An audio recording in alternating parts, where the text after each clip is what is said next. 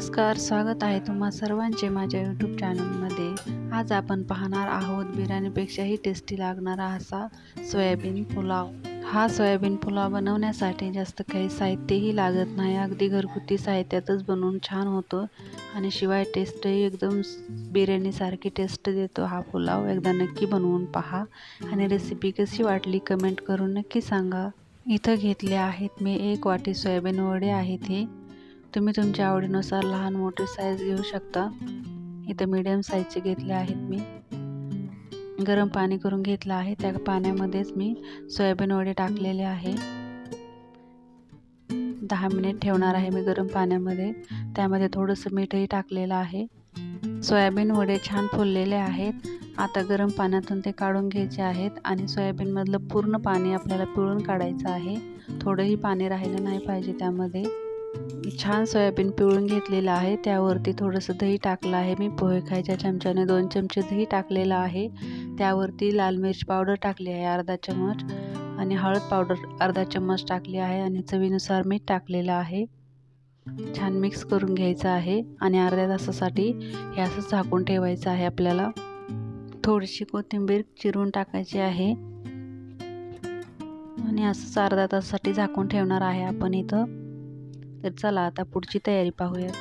इथं घेतले आहेत मी, ज्या वाटीने आपण सोयाबीन घेतले ना त्याच वाटीने 1 वाटी तांदूळ घेतलेले आहेत। कोलम तांदूळ आहेत ते, तुमच्याकडे जे असतील ते तुम्ही घेऊ शकता।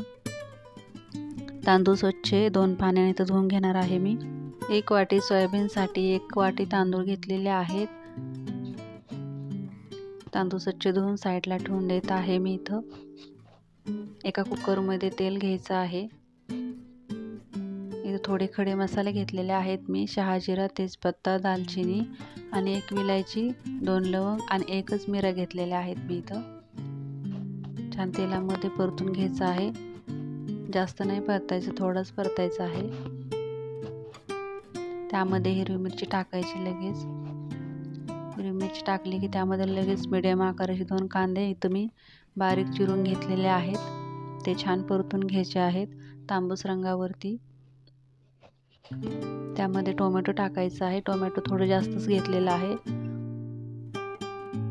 मीडियम आकाराचे 2 टोमॅटो घेतले आहेत। त्यावरती थोडंसं मीठ टाकायचं आहे। मीठ टाकल्यामुळे टोमॅटो लगेच शिजतं।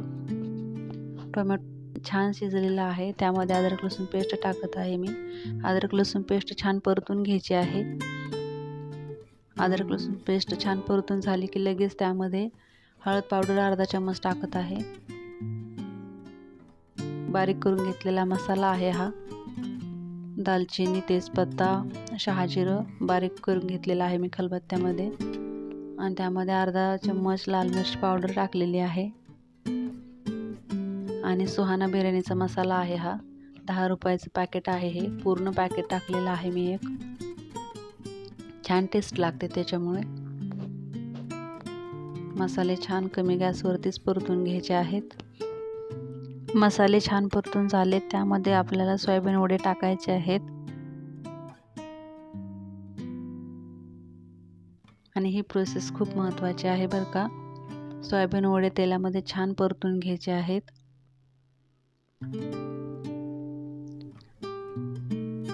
इथं गडबड करायची नाही, तेलामध्ये छान परतून घ्यायचे, तेव्हाच टेस्ट छान लागते।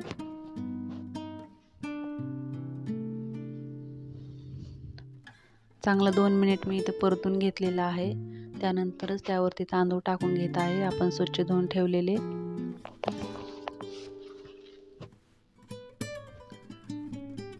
तांदूळ सुद्धा छान हलवून परतून घेतलेत मी। त्यामध्ये पाणी टाकायचं आहे। ज्या वाटीनं आपण तांदूळ घेतले त्याच वाटीनं मी इथं 2 वाट्या पाणी घेतलेलं आहे। पाणी बरोबर टाकायचं आहे, 2च वाट्या।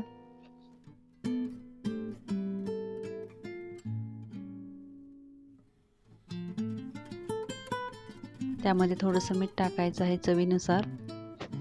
मीठ चवीनुसार टाका, कारण पहिले पण मीठ टाकलेलं आहे टोमॅटोवरती आणि सोयाबीन आपण जेव्हा मॅरिनेट केलं तेव्हा सुद्धा टाकलेलं आहे मीठ। मीठ चवीनुसार टाका आणि इथं मी फक्त 2 शिट्ट्या काढून घेणार आहे। पहिली शिट्टी फुल गॅसवर काढली आहे मी। आणि दुसरी शिट्टी कमी गॅसवर काढून घेतली आहे आणि पाहू शकता आपला सोयाबीन पुलाव तयार आहे। एकदम बिर्याणीपेक्षाही भारी लागतो हा पुलाव, एकदा नक्की बनवून पहा। खूप टेस्टी झालेला हा सोयाबीन पुलाव पाहू शकता।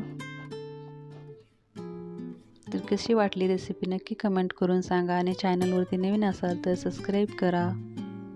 रेसिपी आवडली असेल तर एक लाईक नक्की करा। व्हिडिओ पूर्ण पाहिल्याबद्दल खूप खूप धन्यवाद।